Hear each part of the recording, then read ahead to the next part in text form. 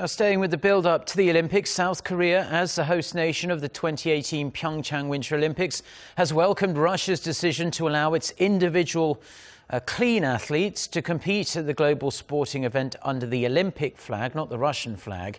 Breathing a big sigh of relief, the organisers are feeling encouraged as we head into the final few weeks before the curtain comes up. Won Jung-hwan tells us more. The International Olympic Committee said on Tuesday that evidence had emerged of what it called an unprecedented, systematic manipulation of the anti-doping system.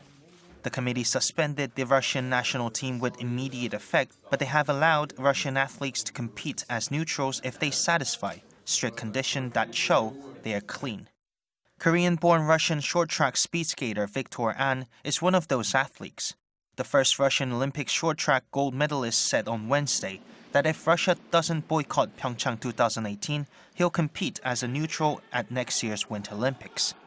Although there have been calls within Russia to declare a boycott, An's appearance on the ice of his native country seems likely after Russian President Vladimir Putin announced on Wednesday that Moscow will not stop Russians from participating in the 2018 Pyeongchang Winter Games as neutral athletes competing under the Olympic flag. A Blue House official said Seoul welcomes the decision by Putin to allow Russians to compete as neutral athletes under the Olympic flag, and said that Korea is willing to work with the IOC to allow Russian athletes participation.